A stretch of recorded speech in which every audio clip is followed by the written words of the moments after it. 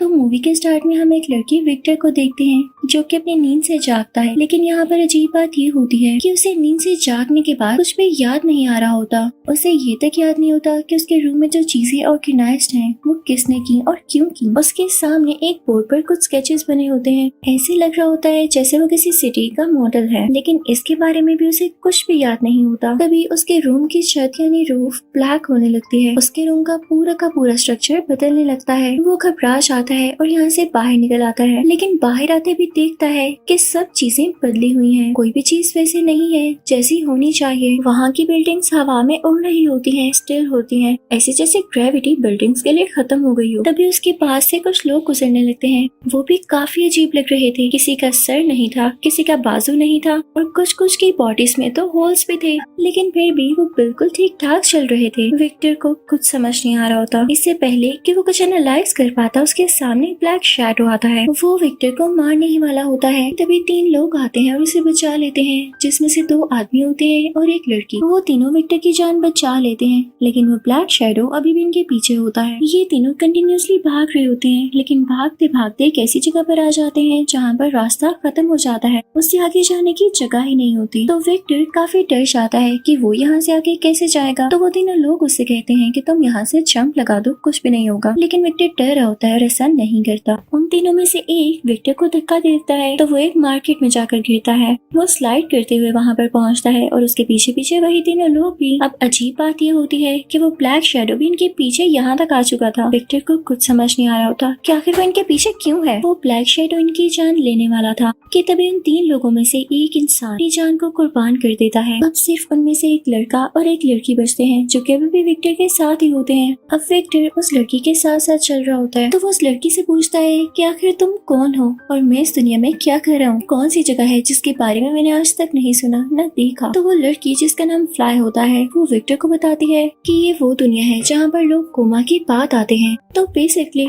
तुम इस वक्त कोमा में हो और ये वो दुनिया है जहाँ पर सारे लोग उनकी मेमोरीज हैं। तो विक्टर उसे पूछता है लेकिन ये दुनिया इतनी अजीब क्यों है। तो फ्लाई उसे बताती है कि जरूरी नहीं लोगों की मेमोरीज बाकी भी हों। कुछ लोग कोमा में जाने के बाद सब कुछ भूलने लगते हैं, उनको इल्यूशंस आते हैं। ये दुनिया बस उसी का मिक्सचर है, इसीलिए ऐसी दिखती है। फिर फ्लाई उसे अपना घर भी दिखाती है जो कि आसमान पर होता है। वो एक अजीब सी बिल्डिंग थी। फिर वो एक पुरानी सी बस में जाते हैं और फ्लाई के घर में पहुंच जाते हैं, जहाँ पर विक्टर फ्लाई से उसी ब्लैक शैडो के बारे में पूछता है। तो फ्लाई उसे बहुत ही हैरान कर देने वाली बात बताती है कि अगर कोई इंसान कोमा में मर जाता है तो वो इस दुनिया में ब्लैक शैडो की फॉर्म में आता है। तो ये बात सुन के विक्टर को काफी हैरानी होती है। तो फ्लाई उसे कहती है अच्छा बस करो, आओ मैं तुम्हें तुम्हारा रूम दिखाती हूँ। अब वो लोग विक्टर के नए रूम में जाते हैं। उसे ये भी बताती है कि जो ड्रीम्स तुम कोमा में देखोगे वो यहाँ पर असली फॉर्म में आ जाएंगे। तो विक्टर ख्वाब में देखता है कि उसका कार एक्सीडेंट हुआ है। जब उसकी आंख खुलती है तो वो देखता है कि उसके रूम में भी वही कार है और वो खुद भी अंदर जख्मी हालत में पड़ा हुआ है। फिर वहाँ पर फ्लाई का वो साथी आता है जिसने मिलकर विक्टर की जान बचाई होती है। तो वो विक्टर को देख के कहता है वाह भाई,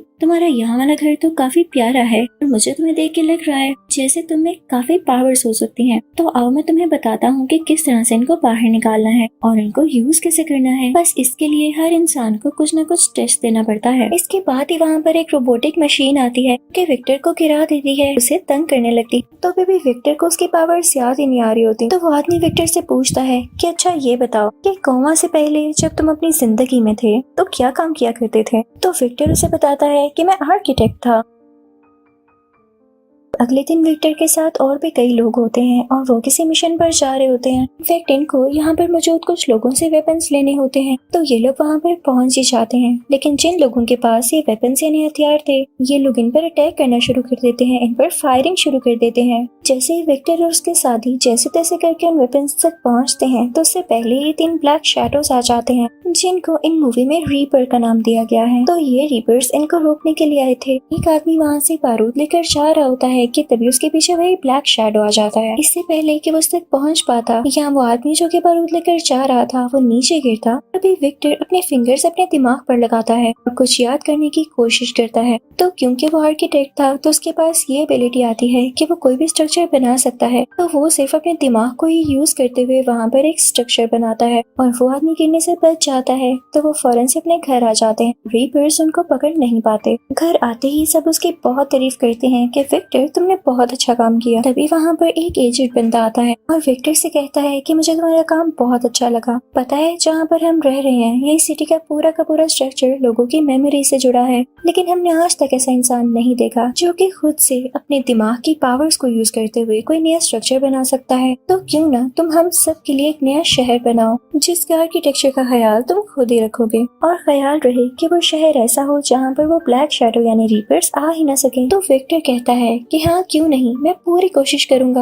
अगली सुबह होते ही वो सब उस तरफ पहुंचने लगते हैं जहाँ पर उन्होंने एक नई सिटी बनानी थी, लेकिन इससे पहले कि वो अपना कोई भी काम शुरू कर पाते वहाँ पर रीपर्स आ जाते हैं। वो रीपर्स उन पर हमला करने लगते हैं। सब काफी हैरान होते हैं कि रीपर्स को कैसे पता चला कि हम इस तरफ आ रहे थे, हम तो बहुत एहतियात के साथ आए। तभी वहाँ पर फ्लाई का साथ ही आता है। वो विक्टर की बॉडी से एक ट्रैकिंग डिवाइस निकालता है और कहता है बस इसी को ट्रैक करते करते रीपर्स यहाँ तक पहुँचे। तो सब उससे कहते हैं तुमने ये विक्टर की बॉडी में लगाया। तो वो कहता है नहीं, मैं क्यों लगाऊंगा। वो हाथ ऊपर कर लेता है और एक आदमी की तरफ इशारा करते हुए कहता है कि इसने की हो, लेकिन साथ ही वो आदमी उसे शूट कर देता है। तो वो नहीं बच पाता और वहीं पर मारा जाता है। इस दुनिया का ये भी रूल होता है कि जो कोई इस दुनिया में भी मारा जाएगा वो भी रीपर में बदल जाएगा। तो सब लोग वहाँ से चले जाते हैं ये सोचते हुए कि अगर जल्द ये रीपर बन गया तो हमारे लिए नुकसान भी बन जाएगा। बाकी सब वहाँ से निकलने लगते हैं। लोग अपनी गाड़ी तक जाना चाह रहे होते हैं ताकि वहाँ से होते हुए घर तक चले जाएं, लेकिन इनके करीब रीपर्स होते हैं। तो विक्टर कोशिश करने लगता है कि अपना दिमाग यूज करते हुए कोई स्ट्रक्चर बना दे, लेकिन ऐसा नहीं कर पाता। वो जख्मी होता है और थका हुआ भी होता है, तो वो वहीं पर बेहोश हो जाता है। लेकिन जब उसकी आंख खुलती है तो वो असली दुनिया में होता है और हॉस्पिटल में होता है। यहाँ पर उसे फ्लैशबैक आने लगते हैं उसी लड़की फ्लाई के,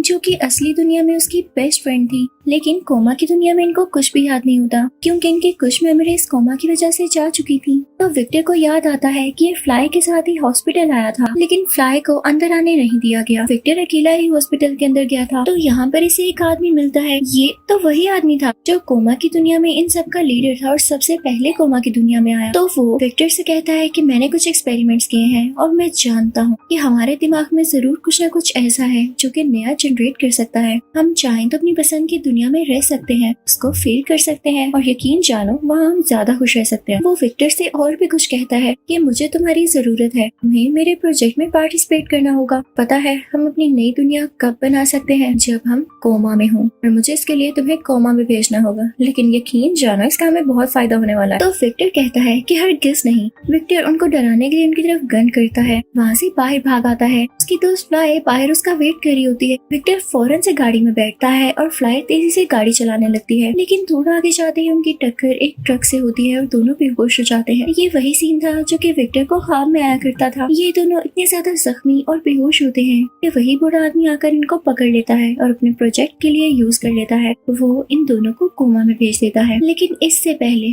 वो बूढ़ा आदमी विक्टर से कहता है कि देखो मेरे लिए ये करना जरूरी था। कोई शक नहीं कि तुम इस दुनिया में बहुत अच्छे आर्किटेक्ट हो, लेकिन कभी भी तुम अपनी इमेजिनेशन से कोई भी स्ट्रक्चर इतनी जल्दी नहीं बना सकते जितना जल्दी तुम कोमा की दुनिया में बना सकोगे। तो ऐसा ही था। हमने देखा कि विक्टर कितनी आसानी से कोई भी स्ट्रक्चर बना लेता था सिर्फ अपने दिमाग के जोर पर। साथ ही साथ उसे वो आदमी भी दिखाता है जो कि कोमा की दुनिया में फ्लाई का साथ ही होता है। असल दुनिया में उसकी टांगे नहीं होती, लेकिन कोमा की दुनिया में वो अच्छा खासा चल रहा था। अब वो आदमी विक्टर से ये भी कहता है कि तुम्हें कोमा की दुनिया में वापस जाना होगा। लाइक और उसके साथियों को तुम्हारी जरूरत है, और जैसे ये प्रोजेक्ट पूरा हो जाता है तो चाहे इस दुनिया में वापस आ जाना। इसी के साथ वो विक्टर को कुछ इंजेक्ट करता है और उसकी अपने बेड पर आंख खुलती है। ये वही सीन होता है जो कि मूवी के स्टार्टिंग में हमने देखा। अब विक्टर वापस उसी जगह पर पहुंच चुका था जहाँ से आया था। वो वहाँ पर अपने माइंड को यूज करते हुए काफी प्यारा शहर बना देता है जहाँ पर कोई भी रीपर नहीं जा सकता था। तो अब यहाँ पर कोई इंसान इनको बताता है कि असली दुनिया में तुम सब लोग बेहोश हो और इतने ज्यादा बीमार हो कि किसी भी वक्त मारे जा सकते हो। इसलिए तुम सबके सिस्टम्स को इसी तरह सेट कर दिया गया है कि उस दुनिया के कुछ सेकंड्स के बाद तुम सबके सब मारे जाओगे। अब उस दुनिया के सेकंड्स यहाँ के मिनट्स के बराबर है, तो हो सकता है कि तुम लोगों के पास 10 या 15 मिनट ही हो। उसके बाद तुम लोग परमानेंटली यहाँ ही मारे जाओगे। और पता है ना मरने के बाद क्या होगा। इसी के साथ वो आदमी खुद उस स्ट्रक्चर के अंदर चला जाता है, और क्योंकि वहाँ पर कोई रीपर नहीं आ सकता था, तो ये सब लोग मरने के बाद यहाँ रीपर बन जाने वाले थे। तो इससे यही प्रूफ होता है कि उस एजेड आदमी ने इन सबको धोखा दिया था। वो खुद ही वहाँ पर राज करना चाहता था जहाँ से कोई डिस्टर्ब न करे। यहाँ पर जितने भी लोग होते हैं वो प्लान करने लगते हैं कि हम किस तरह से इस आदमी को मारें। इतनी देर में उनकी एक और साथी राख बन जाती है और गायब हो जाती है। अब विक्टर उन सब से कहता है कि मुझे कुछ कुछ याद आ रहा है कि जिस हॉस्पिटल में हम सब हैं वो यहाँ कहाँ पर होगा, चलो वहाँ चलते हैं। अब ये सारे लोग उस हॉस्पिटल की तरफ चल पड़ते हैं। ये भी अच्छी बात थी कि ये हॉस्पिटल इन सबकी मेमोरी में था, तो वो कोमा की दुनिया में भी होता है। ये लोग हॉस्पिटल के अंदर जाते हैं लेकिन इनको वो रूम याद नहीं आ रहा होता जिसके अंदर ये बेहोश पड़े हैं। अब विक्टर याद करने की कोशिश तो करता है तो उसे अपने रूम का हल्का सा स्ट्रक्चर याद आ जाता है, लेकिन इससे पहले ही उसका एक और साथी राख बनकर गायब हो जाता है। अब सिर्फ विक्टर और फ्लाई ही बचे थे। वो लोग उस रूम की तरफ जाने लगते हैं लेकिन तभी वहाँ पर वो एजेड और इविल आदमी आ जाता है जो कि उनको अपना स्ट्रक्चर बनाकर रोकने लगता है। तभी वहाँ पर एक रीपर आता है। वो उस आदमी के इर्द गिर्द लिपट जाता है। ये रीपर कोई और नहीं बल्कि फ्लाई का वही साथी होता है जिसने शुरू में फ्लाई और एक और आदमी के साथ मिलकर विक्टर की जान बचाई थी। यहाँ पर वो एजेड आदमी मारा जा चुका था। विक्टर और फ्लाई स्ट्रक्चर की तरफ बढ़ने लगते हैं और वहाँ जाते ही विक्टर के उसी रूम में पहुँच जाते हैं तो इनकी आंख अपनी असली दुनिया में खुलती है। अब असली दुनिया में हम देखते हैं कि विक्टर और फ्लाई में काफी अच्छी दोस्ती हो जाती है। विक्टर दोबारा से आर्किटेक्चर का काम शुरू कर लेता है लेकिन यहाँ पर उसे ज्यादा अर्निंग नहीं हो रही थी। तभी उस एजेड आदमी की उसे ऑफर आती है, यानी वो उस दुनिया में मरने के बावजूद भी यहाँ पर नहीं मरा था, वो यहाँ पर वापस आ चुका था। ये जाहिर है ये प्रोजेक्ट भी उसी ने बनाया तो उसे सारे तरीके पता होंगे। वो विक्टर से कहता है कि तुम दोबारा से कोमा की दुनिया में जाकर चाहो तो स्ट्रक्चर बना सकते हो, ये तुम पर है। तो विक्टर हाथ को जोर से बंद कर लेता है और सोचता है कि क्या मैं जाऊँ या ना। इसी के साथ ही मूवी खत्म हो जाती है। Thank you for watching.